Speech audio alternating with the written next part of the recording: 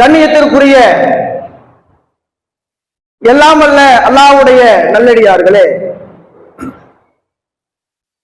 மறுமையை மையமாக வைத்து அந்த மறுமையுடைய வாழ்க்கைதான் நிரந்தரமானது, நிலையானது, நல்லது என்கின்ற அந்த நம்பிக்கையோடு இந்த உலக வாழ்க்கையை அமைத்துக் கொண்டிருக்கிறோம். என்னதான் மறுமையுடைய வாழ்க்கை நிரந்தரமானது, நிலையானது, அதுதான் சிறந்தது என்று நம்பி நாம் முஸ்லிம்களாக இந்த உலகத்திலே வாழ்ந்தாலும் அந்த மறுமையுடைய வாழ்க்கைக்காக இந்த உலக வாழ்க்கையை நாம் சரியான முறையில அமைத்துக் கொள்கிறோமா என்ற ஒரு கேள்வியை நம் முன்னால் வைத்தால் பெரும்பான்மையான முஸ்லிமுடைய பதில் இல்லை என்கின்ற பதிலாகத்தான் நம்முடைய நடவடிக்கைகளும் செயல்பாடுகளும் மிக தெளிவாக எடுத்து காட்டுகிறது. மறுமையை நம்புகிறோம், மறுமைதான் உறுதியானது என்பதையும் மிக அதிகமாக நம்புகிறோம்.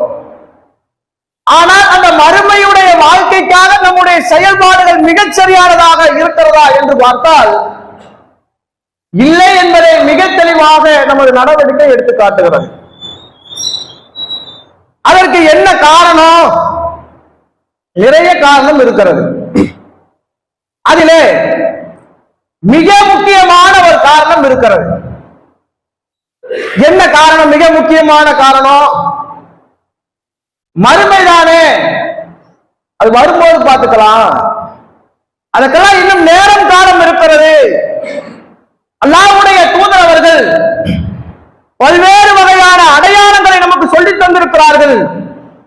அதெல்லாம் இனி நடக்கிற பெரிய பெரிய அடையாளங்களை அல்லாஹ்வுடைய தூதர் அவங்க மறுமை பற்றி எடுத்து சொல்லி இருக்கிறார்கள். அதெல்லாம் இன்னும் நடக்கல, அது நடப்பதற்கு இன்னும் பல ஆண்டுகள் இருக்கிறது என்கின்ற அந்த பொறுப்போக்குத்தனம் ஒவ்வொரு முஸ்லிமுடைய உள்ளத்திலும் அறிந்தோ அறியாமலையும் இருக்கத்தான் செய்கிறது. இது என்னுடைய கருத்து கிடையாது, அல்லாஹ்வே அப்படித்தான் சொல்லி காட்டுகிறான். திருக்குர்ஆனிலே அல்லாஹ் சொல்லி காட்டுகிறான்.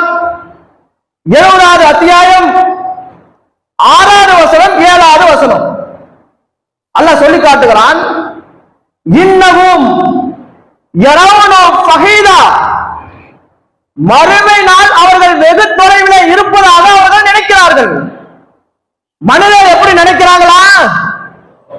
மறுமை நாள் மிக தொலைவிலே இருப்பதாக அவர்கள் நினைக்கிறார்கள்.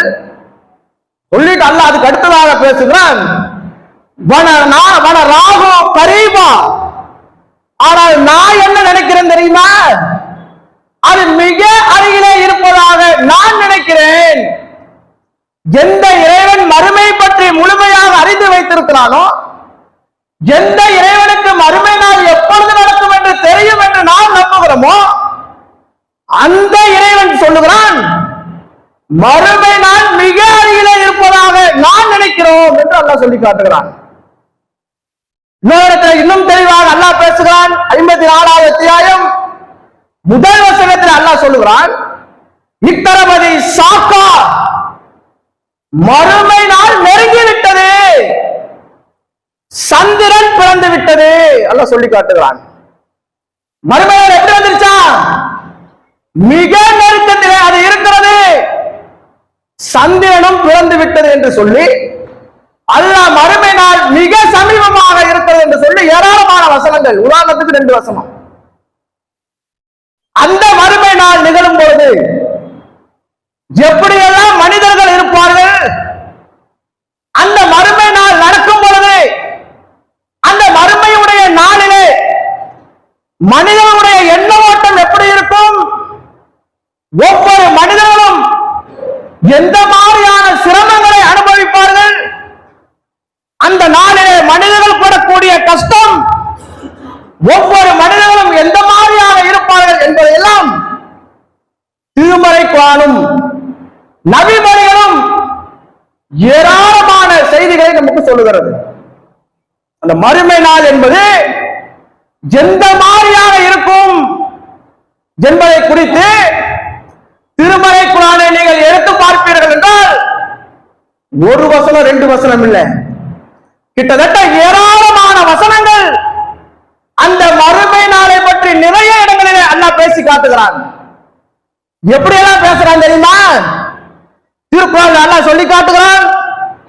2வது அத்தியாயம் 48வது வசனத்தை நீங்கள் எடுத்து பாருங்கள். எப்படி பேசுறான்? வத்தகு யௌமன், அந்த நாளை நீங்கள் அஞ்சிக் கொள்ளுங்கள், பயந்துக்குங்க. மறுமை நாளை பற்றி உண்டான பயம் உங்களுடைய உள்ளத்திலே ஆழமாக இருக்க வேண்டும். ஏன் இருக்கணும்? லா தஜ்ஜி நஃப்ஸுன் அன் நஃப்ஸின் செய்ய, அந்த நாளிலே எந்த மனிதனுக்கும் உதவி செய்ய முடியாது. எப்படிப்பட்ட நாள்? அந்த நாள் என்பது யாரும் யாருக்கும் உதவி செய்ய முடியாத ஒரு நாள். அடுத்ததாக அல்லாஹ் சொல்லுகிறான், வலா யுகது மின்ஹா, அது எந்த ஈட்டு தொகையும் அங்கே செல்லுபடியாகாது. உலகத்தில் பார்க்கிறோம், காசு கொடுத்தா எதையும் சாதிக்கலாம் என்று நம்முடைய எண்ணோட்டம் இருக்கிறது. காசு கொடுத்தா போதுங்க, எதையும் சாதிக்கலாம் என்கின்ற அந்த எண்ண ஓட்டம் ஒவ்வொரு மனிதனுடைய உள்ளத்திலே ஆழமாக பதிந்திருக்கிறது. ஆனால் மறுமையுடைய நாளிலே நீங்கள் எத்தனை கோடிகளை கொட்டி கொடுத்தாலும் அங்கே அது பயனளிக்காது என்று சொல்லி அல்லாஹ் சொல்லி காட்டுகிறான். அடுத்ததாக பேசுகிறான், எப்போதும் என்றால் சஃபா, அந்த நாளில் யாருடைய பரிந்துரையும் அங்கே ஏற்றுக்கொள்ளப்படாது. உலகத்தில் நீங்கள் பெண்ணும் பெரிய மனிதராக இருக்கலாம், பெரிய ஆட்சியாளராக இருக்கலாம், உங்களுடைய கண் பார்வைக்கு எந்த கட்டளையும் மிகச் சரியான முறையில் பயன்படுத்தக்கூடிய இடத்திலே நீங்கள் இருக்கலாம்.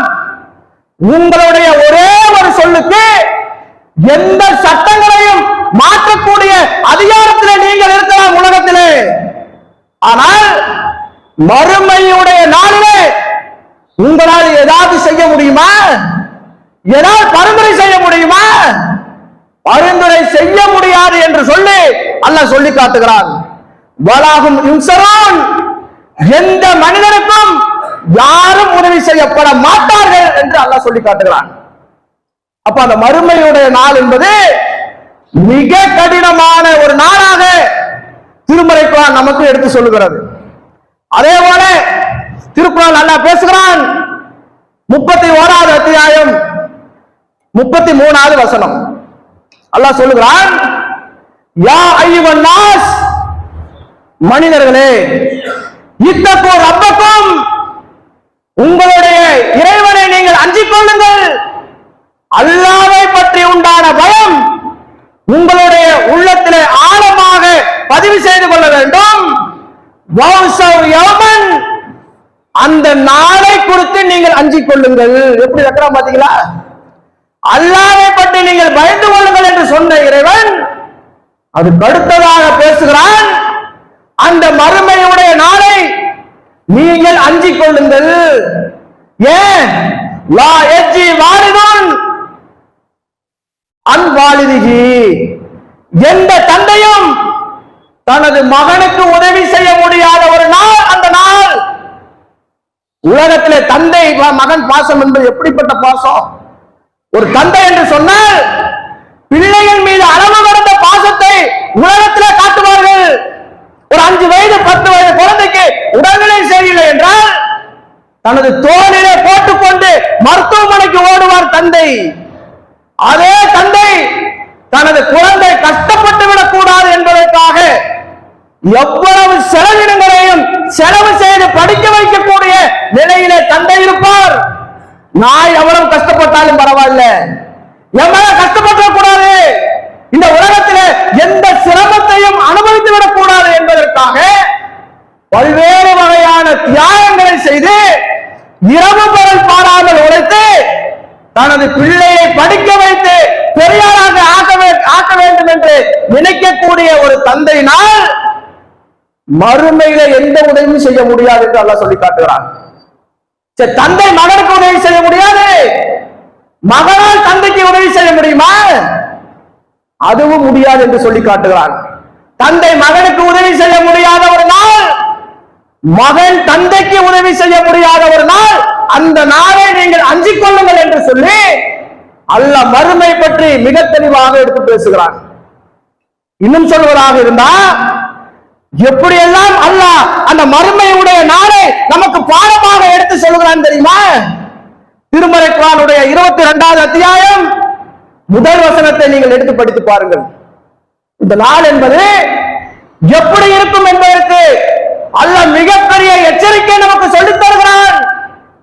பாலூட்டக்கூடிய ஒரு தாய் தனது பிள்ளையை மறந்து விடுவாள். உலகத்தில் நம்ம இந்த மாதிரி கேட்டிருக்கிறோமா? ஒரு தாய்க்கும் பிள்ளைக்குமான உறவு என்பது சாதாரண ஒரு உறவா? உலகத்திலே உறவுகளிலே மிகப்பெரிய உறவு என்பது தாய் பிள்ளை உறவு. இந்த உறவுக்கு நிகராக உலகத்தில் எந்த உறவையும் கொண்டு வந்து வைக்கவே முடியாது.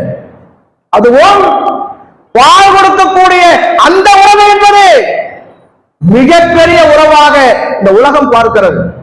குழந்தையை கருவிலை சுமக்க ஆரம்பிப்பதிலிருந்து அந்த பாசம் அப்படியே தொடர்கிறது. குழந்தை அழுதுச்சுன்னு சொன்னா தாய்னால் தாங்க முடியுமா? இரவு நேரம் திடீர்னு குழந்தை அழுகும். தாய் என்ன பண்ணுவா? திடுக்கிட்டு எந்திரிப்பா. எந்திரித்த உடனே அந்த குழந்தையை தனது மார்போடு அணைத்துக் கொண்டு பாலூட்டக்கூடியவராக ஒரு தாய் இருப்பால். அப்படி உயர்வாக பார்க்கக்கூடிய ஒரு தாய் மறுமை நாள் நிகழும் பொழுது அந்த பாலூட்டுவதை மறந்து விடுவார் என்று அல்லாஹ் எச்சரிக்கை செய்கிறான் என்றால் எப்படிப்பட்ட ஒரு கடுமை மிக்க ஒரு நாள் அந்த மறுமையுடைய நாள். யோசித்து பாருங்கள். கற்பனை செய்து பார்க்க முடியுதா? பாலூட்டக்கூடிய ஒரு தாய் மறந்து விடுவார் என்றால் குழந்தைய எப்படிப்பட்டதாக கடுமை மிக்கதாக அந்த நாள் இருக்கும் என்பதை யோசித்து பார்ப்பதற்கு மிக பயங்கரமாக இருக்கக்கூடியதாக அந்த மறுமையுடைய நாள் இருக்கும். அதுக்கு அடுத்ததாக அல்லாஹ் சொல்லுகிறான், ஒரு கர்ப்பிணி பெண் குழந்தையை இலகுவாக பெற்றெடுத்து விடுவாள். பெற்றெடுக்க முடியுமா? உலகத்திலேயே இன்றைய மருத்துவ விஞ்ஞானம் சொல்லுகிறது, ஒரு மனிதன் படக்கூடிய கஷ்டங்களிலேயே உயர்ந்த இடத்திலே இருக்கக்கூடிய கஷ்டம் என்பது ஒரு பெண் பிரசவிக்கக்கூடிய அந்த நேரம். எந்த அளவுக்கு சொல்றது தெரியுமா?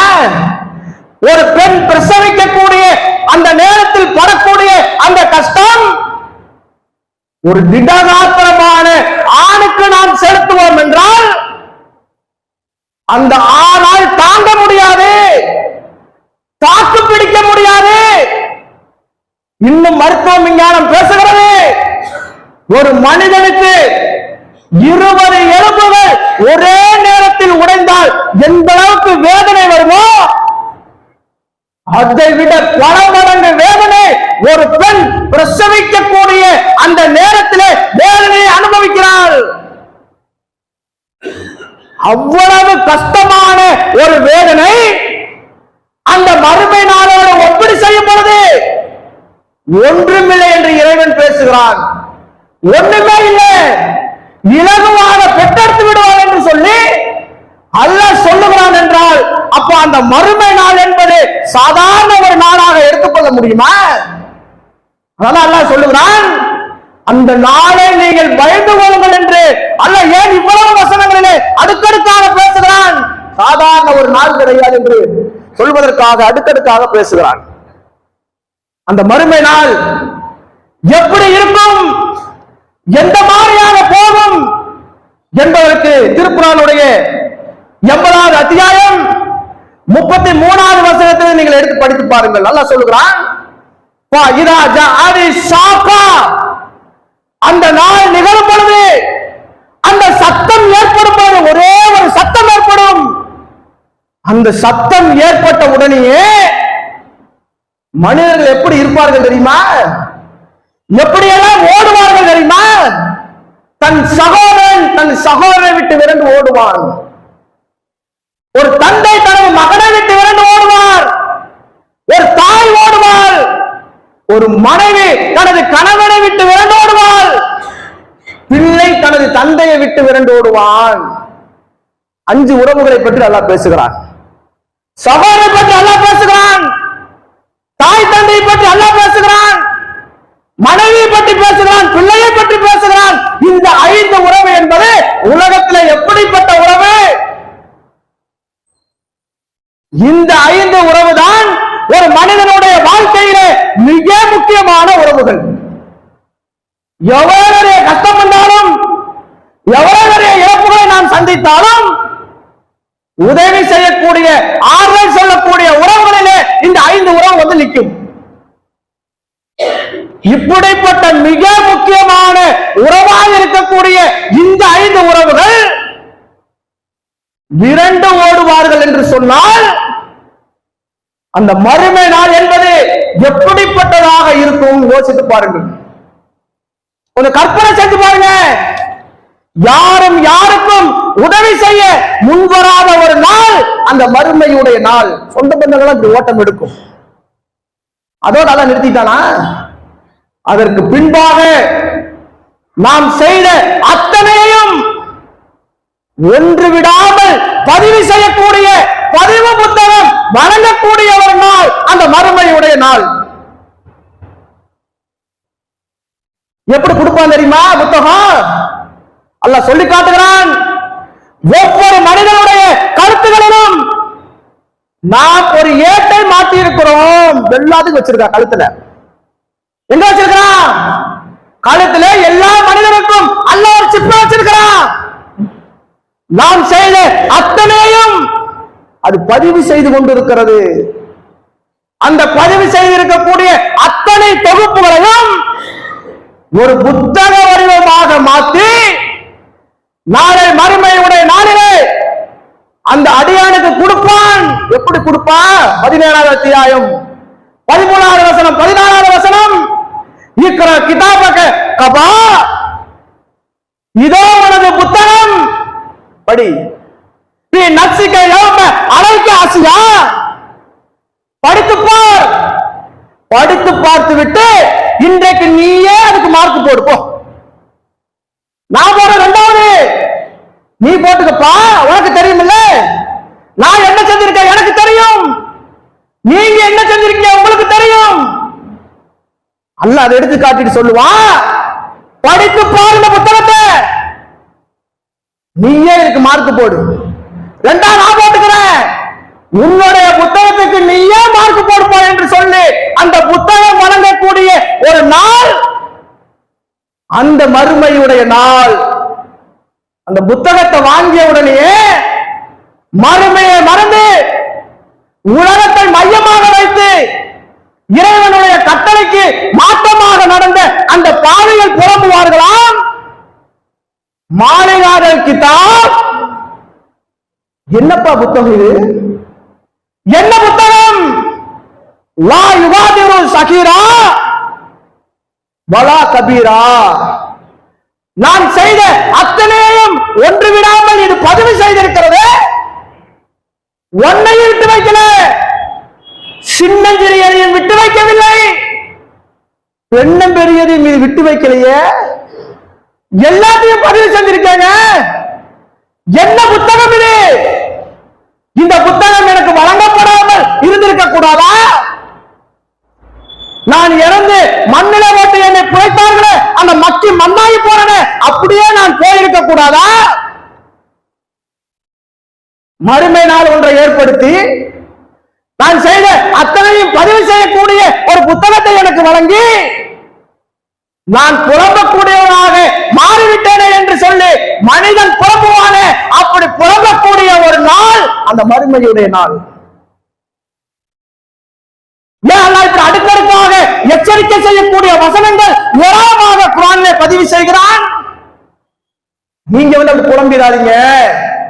மறுமை நாளிலே இப்படிப்பட்ட புலம்புகளுக்கு நீ சொந்தக்காரராக மாறிவிடாதீர்கள் என்கின்ற அந்த எச்சரிக்கை செய்வதற்காக திருமறை குர்ஆனிலே ஏராளமான வசனங்கள் மறுமை நாளை குறித்து அல்லாஹ் அடுக்கடுக்காக பேசுகிறான். இப்படி நாம் செய்ததை புத்தகமாக ஒரு பக்கம் கொடுக்கிறான். இன்னொரு எப்படி விசாரணை? உறுப்புகள் பேசும் அந்த நாளிலே. நம்முடைய உறுப்புகள் பேசுங்க. திருக்குர்ஆன் பேசுகிறது. 24வது அத்தியாயம் 24வது வசனம். யௌம தஸ்வது அலைஹிம் அல்சினத்துஹும், அந்த நாளிலே நாவு பேசும். நாவு பேசுறது என்ன ஆச்சரியம்? நாக்கு உலகத்தை பேசத்தானே செய்து, மறுமையிலே நாக்கு பேசும். அதெல்லாம் நாக்கு பேசுவது ஆச்சரியம்? ஆச்சரியம் தான் மறுமையிலே. ஏன் ஆச்சரியம்? உலகத்திலே நாக்கு பேசும். எப்படி பேசும்?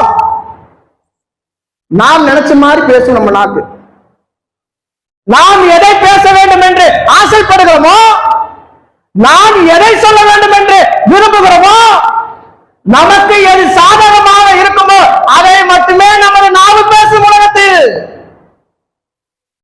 ஒரு விஷயத்தை செஞ்சிருக்கவே மாட்டோம், நான் தான் செஞ்சேன்னு சொல்லு நாக்கு. ஒரு விஷயத்தை செஞ்சிருப்போம், நான் செய்யலன்னு நாக்கு. நான் பார்க்கலையே, நான் சொல்லலையே, நான் பேசலையே, எனக்கு தெரியாது. இப்படி நாம் எதை நினைக்கிறோமோ நமக்கு சாதகமாக நாக்கு உலகத்துல பேசும். ஆனால் மறுமையிலே நாக்கு பேசும். எப்படி பேசும் தெரியுமா? உண்மையை மட்டுமே பேசும். நமக்கு சாதகமாக அது பேசாது. எது இருக்கிறதோ அதை அப்படியே அக்கு வேற ஆணி வேறாக கக்கும். மறுமையிலே சொல்ல வேண்டிய அத்தனையும் ஒன்று விடாமல் மிக தெளிவாக உண்மையை மட்டுமே இறைவன் முன்னால் நாக்கு பேசும். நாக்கு பேசிருச்சா? சொல்ல வேண்டிய அத்தனையும் சொல்லிருச்சா? அல்ல என்ன பண்ணுவா? போதும், நீ பேசுறது போதும். அடுத்த அல்ல என்ன பண்ணுவா? மது கள்ளி போனா ஐதீகம், வாய்க்கு சீல் வைத்து விடுவான். போதும். நாக்கு பேச வேண்டிய அத்தனையும் பேசி முடிந்த பின்பாக வாய்க்கால சீல் வைத்து விடுவான். வாய் அதுக்கப்புறம் பேசாது. அதுக்கப்புறம் எது பேசும் தெரியுமா? வா தஸ்வது அர்ஜுனூதுகும் மது கள்ளி மூணா ஐதீகம், கைகள் பேசும். இந்த கை பேசுங்க மறுமையில எப்படி இருக்கும் யோசித்து பாருங்கள். நம்முடைய கைகள் இறைவனுக்கு முன்பாக நாம் செய்த அத்தனையையும் ஒன்று விடாமல் எடுத்து சொல்லும். நமது கால்கள் நமக்கு எதிராக சாட்சி சொல்லும். எங்கெல்லாம் போனோம், எங்கிருந்தெல்லாம் வந்தோம், இந்த கால்கள் போன இடம் எங்கெல்லாம் இருந்தது என்கின்ற அத்தனை விஷயங்களையும் ஒன்று விடாமல் இறைவன் முன்னால் சொல்லக்கூடிய ஒரு நாள் தான் அந்த மறுமையுடைய நாள். அதன் உச்சம் என்ன தெரியுமா? கைகள் பேசும், கண்கள் பேசும், செவிகள் பேசும், கால்கள் பேசும். அதனுடைய உச்சகட்டம் அர்ஜுனதுகும் விமாக்கான எக்ஸிபோன், தோள்கள் பேசும். மனிதனுடைய உடலிலே தோள்கள் இல்லாத பகுதி அது. தோல் இல்லாத பகுதி ஏதாவது ஒன்று சொல்ல முடியுமா? எல்லா பகுதிகளிலும் தோள்களை இறைவன் வைத்திருக்கிறான். அந்த தோள்கள் மறுமை நாளிலே பேசுவது. யோசித்து பாருங்க. தோள்கள் பேசுகிறது என்றால் சாதாரண ஒரு நிகழ்வு மிக்க ஒரு நாளாக எடுத்துக்கொள்ள முடியுமா? அப்ப அந்த மனிதன் கேட்பானா, ஏப்பா உலகத்திலே உனக்காகத்தானே நான் அத்தனையும் சொன்னேன், நீ இன்பமாக இருக்க வேண்டும் என்பதற்காகப்பா எல்லாத்தையும் செஞ்சேன். நீ கருத்தரக்கூடாது என்பதற்காக பல்வேறு வகையான கிரீம்களை வாங்கி வாங்கி பூசல்ல தோலுக்கு. நீ கருத்தரக்கூடாது என்பதற்காக பல்வேறு வகையான முயற்சிகளை உனக்காகத்தானே செஞ்ச, இந்த தோலுக்காகத்தானே செஞ்ச என்று சொல்லி அந்த மனிதன் தோல் இடத்துல பேசுவான். அப்ப அந்த தோல் சொல்லுமா, அந்த காணல்லாஹ் அல்லதி அந்த குள்ள செய்யின், அனைத்தையும் பேச வைத்த இறைவன் தான் இப்பொழுது என்னை பேச வைத்திருக்கிறான். நான் பேசல, அனைத்தையும் பேச வச்சான்ல, கண்ணை பேச வச்சான்ல, கையை பேச வச்சான்ல, கால்களை பேச வச்சான்ல, அந்த இறைவன் தான் இப்பொழுது என்னை பேச வைத்திருக்கிறான் என்று சொல்லி அந்த தோல் அந்த மனிதனிடத்தில் பதில் சொல்லும். அதுக்கு அடுத்ததாக அல்லாஹ் சொல்லுகிறான், மிக முக்கியமாக அல்லாஹ் பதிவு செய்கிறான். 41வது அத்தியாயம் 21 23 வரைக்கும் நீங்கள் எடுத்து படித்து பாருங்கள். எப்படி எல்லாம் அல்லாஹ் சொல்லுகிறான் தெரியுமா? அவனுடைய தொடர்ச்சியில் அல்லாஹ் பேசுகிறான், எப்பா உலகத்துல நீ வாழும் பொழுது ஒரு தவறு செய்யற, அந்த தவறு செய்யக்கூடிய அந்த நேரத்தில் யாரும் பார்த்து விடக் கூடாது என்று மறைஞ்சு மறைஞ்சு செய்யறிய. அத்தா பாத்திரக்கூடாது, அம்மா பாத்திரக்கூடாது, என் பொண்டாட்டி பாத்திரக்கூடாது, பிள்ளைகள் பாத்திரக்கூடாது, ஜமாத்தார்கள் பாத்திரக்கூடாது என்று சொல்லி மறைந்து மறைந்து நீ தவறு செய்யறிய. உன் உறுப்புகளுக்கு தெரியாமல் நீ எதை மறைத்தாய் சொல்லு பார்க்கலாம். யாருக்கும் தெரியக்கூடாது என்பதற்காக மறைந்து மறைந்து தவறு செஞ்சிய. உன் உறுப்புகளுக்கு தெரியாமல் நீ எதை மறைத்தாய் சொல்லு பார்க்கலாம். அல்லாஹ் கேள்வியாக முன்வைக்கிறான். உறுப்புகளுக்கு தெரியாம எதையும் மறைக்க முடியும்? கண்ணை கழட்டிட்டு போய் தப்பு செய்ய முடியுமா? ரெண்டு கையை கழட்டிட்டு போய் தப்பு செய்ய முடியுமா? அப்ப நான் தவறு செய்யக்கூடிய அந்த நேரத்தில் யாரும் பார்த்திடக்கூடாது என்று மறைந்து மறைந்து செய்யும் பொழுது நமது உறுப்பு நம்மிடத்தில் இருக்கிறது. இந்த உறுப்பு மறுமையில நமக்கு எதிராக சாட்சி சொல்லுமே. அதுக்கு அடுத்ததாக இன்னும் மிக முக்கியமான ஒரு வார்த்தையை அங்கே அல்லாஹ் பயன்படுத்துகிறான். யாருக்கும் தெரியக்கூடாது என்று மறைந்து மறைந்து தவறு செஞ்சியே, அதற்கு மேலாக உனது இறைவன் உன்னை கண்காணித்துக் கொண்டிருக்கிறான் என்று நீ மறந்துட்டியப்பா. எப்படிப்பட்ட கேள்வின்னு பாத்தீங்களா? என்ன மாதிரியான கேள்வி? இறைவன் பார்த்து கொண்டிருக்கிறான், அதை பயந்தியா நீ? அத்தாக்கு பயந்த, அம்மாக்கு பயந்த, சொந்தக்காரனுக்கு பயந்த? இதுக்கு மேலாக உன்னை படைத்த இறைவன் ஒருவன் இருக்கிறான், அந்த பயம் உனக்கு இருந்ததா? அந்த பயம் உனக்கு இருந்திருக்கும் என்றால் நீ தவறு செஞ்சிருப்பியா? அல்லாஹ் கேள்வி வைக்கிறான். அந்த அடியான இடத்துல அல்லாஹ் இப்படிப்பட்ட வாதத்தை முன்வைப்பான் மறுமையிலே. அப்ப அந்த மனிதன் கேட்பானா, இறைவா எனக்கு அவகாசம் கொடு. எப்படி பதிலே? இறைவா எனக்கு மீண்டும் அவகாசம் கொடு. அப்ப அல்லாஹ் சொல்லுவானா, எப்பா உலகத்திலே நீ படிப்பினை பெறுவதற்காக பல்வேறு வகையான நாட்களை உனக்கு பல ஆண்டுகள் கொடுத்தல, நீ படிப்பினை பெற மாட்டியா? 30 வருஷம், 40 வருஷம், 50 வருஷம், 70 வருஷம் பத்தாதா உனக்கு? பாவ மன்னிப்பு கேட்டு திருந்துவதற்கு இந்த ஆண்டுகள் உனக்கு பத்தாதா?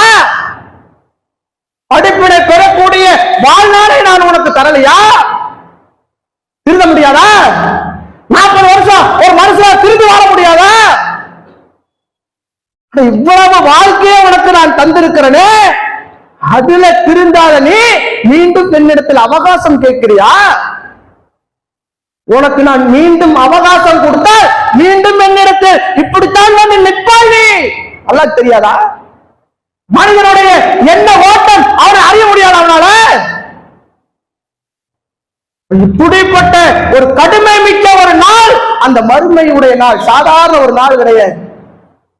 இன்னும் சொல்வதாக இருந்தா, நாளை மறுமையுடைய நாளிலே ஒவ்வொரு மனிதர்களும் சிபாரிசுக்காக அலைவார்கள்.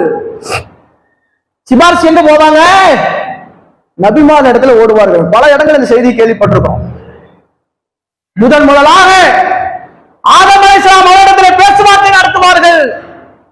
எப்படி பேசுவாங்க? நீங்க தான் எங்களுக்கு தந்த படைத்த இறைவன் உங்களை நேரடியாக தன் கரத்தால் உங்களை படைக்கலையா? அவனுடைய உயிரிலிருந்து உங்களுக்கு உயிரை கொடுக்கலையா? மாணவர்களே உங்களுக்காக இறைவன் சஜிதா செய்ய வைக்கலையா? சொர்க்கத்திலே உங்களை குடியமர்த்தலையா? உங்களுக்காக அனைத்தையும் இறைவனே கற்றுக் கொடுத்தானே, அவ்வளவு சிறப்பு மிக்கவராக நீங்கள் இருக்கிறீங்களே. எப்படிப்பட்ட சிறப்பு! அல்லாஹ்வினால் நேரடியாக படைக்கப்பட்ட ஆதம் அலைஹிஸ்ஸலாம் அவர்கள், சொர்க்கத்திலே நுழைவிக்க செய்த ஆதம் அலைஹிஸ்ஸலாம் அவர்கள், மாணவர்கள் சஜிதா செய்ய பணித்த ஆதம் அலைஹிஸ்ஸலாம் அவர்கள், அனைத்தையும் இறைவனால் கற்றுத்தந்த ஆதம் அலைஹிஸ்ஸலாம் அவர்கள், அவ்வளவு சிறப்பு மிக்கவராக இருந்த ஆதம் அலைஹிஸ்ஸலாம் அவரிடத்திலே மக்கள் கேட்பார்கள், இறைவனிடத்தில் எங்களுக்காக பரிந்துரை செய்யக்கூடாதா? அப்ப ஆதம் அலைஹிஸ்ஸலாம் சொல்லக்கூடிய பதில் என்ன தெரியுமா? இந்த நாளிலே என்னால் இறைவனிடத்தில் பேச முடியாது. ஏன் பேச முடியாது? இந்த நாளில் இறைவன் மிக கடுமையான கோபத்திலே இருக்கிறான். எப்படிப்பட்ட கோபம்? இதற்கு முன்னாலும் இறைவன் இப்படி கோபமாக இருந்தது இல்லை. இதற்கு பின்னாலும் இறைவன் இப்படி கோபமாக இருக்க போவதும் இல்லை. அப்ப அந்த மறுமையுடைய நாளிலே இறைவன் கோபத்துடைய உச்சாணி கொம்பிலே இருப்பான். சொல்லிட்டு சொல்லுவாங்களாம், என்னுடைய நிலை என்ன எனக்கே தெரியாது. நான் ஒரு தவறு செய்துவிட்டு வந்து நின்று கொண்டிருக்கிறேன். நான் என்னால எனக்கே தெரியாது என்கின்ற நிலையிலே நான் நின்று கொண்டிருக்கும் பொழுது நான் எப்படி உங்களுக்காக பரிந்துரை செய்ய முடியும்? எப்படிப்பட்ட இறைவன்? கருணையாளர்களெல்லாம் கருணை மிக்க இறைவன் இல்லையாவ? இறைவனுடைய பண்பு பெயர்களிலே அதிகமாக பேசப்பட்ட ஒரு பெயர் என்ன தெரியுமா? சூரத்துல் ஃபாத்திஹால ஓதுறோம், அர் ரஹ்மான் அர் ரஹீம். அளவில்லாத அருளாளன், நிகரில்லாத கருணையாளன். அப்படிப்பட்ட இறைவன் மிக கடுமையான கோபத்தில் இருக்கக்கூடிய ஒரு நாள் அந்த மறுமையுடைய நாள். நபிமார்களே பயந்து நடுங்கக்கூடியவர்களாக அந்த நாளிலே இருப்பார்கள் என்றால் நாம் எம்மாத்திரம் யோசித்து பாருங்கள். இறைவன் கடுமையான கோபத்தில் இருப்பான் என்று சொன்னால் இந்த ஒரு செய்தி பத்தாதா? மறுமையுடைய நாள் எப்படிப்பட்டது என்பதை உணர்வதற்கு இந்த ஒரே ஒரு செய்தி பத்தாதாங்க? ஆனால் அந்த மறுமையுடைய வாழ்க்கைக்காக இந்த உலக வாழ்க்கையை சரியான முறையில் அமைத்துக் கொண்டிருக்கிறோமா என்ற கேள்வியை முன்வைத்து பாருங்கள். சாதாரண ஒரு நாள் இல்லை, மிக கடுமையான ஒரு நாள். அந்த மறுமையுடைய நாளே நாம் தப்பிக்க வேண்டும் என்று சொன்னால் மிக முக்கியமான ஒரு காரியம் நம்மிடத்தில் இருக்க வேண்டும். இது நம்மிடத்தில் சரியான முறையில் இருக்கும் என்றால் மறுமையிலே தப்பிப்பதற்கு ஒரு வழி இருக்கிறது. அதிலே நாம் சரியான முறையில இல்லாமல் இருப்போம் என்றால் மிகப்பெரிய ஒரு பாதிப்பு அந்த மறுமையுடைய நாளிலே ஏற்படும். அது என்ன என்பதை இன்ஷா அல்லாஹ் இரண்டாம் பார்க்கலாம். கண்ணியத்திற்குரிய எல்லாம் வல்ல அல்லாஹ்வுடைய நல்லடியார்களே, மறுமையுடைய நாள் என்பது மிக கடுமையான ஒரு நாள். அந்த மறுமையுடைய நாளிலே நாம் தப்பிக்க வேண்டும் என்று சொன்னால் மிக முக்கியமான ஒரு செய்தியை அல்லாஹ்வுடைய தூதர் சொல்றாங்க. திருமதியிலே 2639 செய்தியாக நீங்கள் பார்க்கலாம். நாளை மறுமையுடைய நாளிலே ஒட்டுமொத்த மனித குலமும் நிப்பாட்டக்கூடிய அந்த மகசருடைய மைதானத்தில் அல்லாஹ் என்ன பண்ணுவா, ஒரே ஒரு மனிதனை மட்டும் கூப்பிடுவான். கூப்பிட்டா அந்த மனிதனுடைய தீமையை மட்டும் அப்படியே அல்லாஹ் எடுப்பான். கிட்டத்தட்ட 99 ஏடுகள் அந்த நாளிலே அவனிடத்திலிருந்து எடுக்கப்படும். ஒரு ஏடுகள் மட்டும் எந்த அளவுக்கு இருக்கும் என்று சொன்னால், கண்கள் பார்க்கக்கூடிய அளவிற்கு, கண்களுடைய பார்வை எவ்வளவு தூரம் எட்டுமோ அந்த அளவிற்கு ஒரே ஒரு ஏடுகள் இருக்கும் என்று சொன்னால் கிட்டத்தட்ட 99 ஏடுகள் எவ்வளவு இருக்கும் என்பதை கற்பனை கூட செய்து பார்க்க முடியாது. அவ்வளவு பாவங்கள் இருக்கக்கூடிய அந்த ஏடுகள் எல்லாம் அங்க விரிக்கப்பட்டு இருக்கும். அப்ப அல்லாஹ் ஏப்பானா, ஏப்பா என்னுடைய வானவர்கள் தூதர்கள் ஏதாவது பிழை செஞ்சிருக்கிறாங்களா பாரு அப்படிங்கலாம். அப்ப அவன் சொல்லுவானா, இல்ல எல்லாம் சரியா இருக்குது. இந்த நாளிலே நீ ஏதாவது தப்பிப்பதற்கு ஏதாவது காரணமாச்சு இருக்குதா? இந்த தப்பெல்லாம் செஞ்சீங்க, அதுக்கு ஏதாவது காரணம் சொல்ல போறியா என்று அல்லாஹ் கேட்பான். அப்ப அந்த அடியான் சொல்லுவானா, இல்ல அல்லாஹ் எல்லாம் சரியா இருக்குது, எந்த வழியும் இல்லை தப்பிப்பதற்கு என்று சொல்லும் பொழுது அல்லாஹ் சொல்லுவானாம், இல்ல ஒரே ஒரு வழி இருக்கிறது. இந்த நாளிலே எந்த ஒரு அநீதமும் உனக்கு இழைக்கப்படாது என்று சொல்லி அல்லாஹ் என்ன பண்ணுமா, அந்த ஏடுகளிலிருந்து ஒரே ஒரு சின்ன ஏட்டை எடுப்பான். அவ்வளவு 99 ஏடுகள் இருக்கும் பொழுது அதே ஒரு சின்னஞ்சிறிய ஏட்டை அல்லாஹ் எடுத்த உடனே அந்த அடியான் கேட்பானா, யா ரப்பி மா ஹதிகி பிதாக்கா, இந்த சின்னஞ்சிறிய ஏடு என்னை எப்படி காப்பாற்றும்? மா ஹதிகி சிஜில்லா, இந்த சின்னஞ்சிறிய ஏடு என்னை எப்படி இந்த மறுமை நாளுடைய நிகழ்விலிருந்து கரை சேர்க்கும் என்று சொன்ன உடனே அல்லாஹ் மீண்டும் அந்த அடியானுக்கு சொல்லுவானாம், இந்த நாளிலே உனக்கு எந்த அநீதியும் இழைக்கப்படாது என்று சொல்லிவிட்டு அந்த சின்னஞ்சிறிய ஏட்டை எடுத்து நன்மையுடைய தராசிலே அல்லாஹ் வைத்து விடுவான்.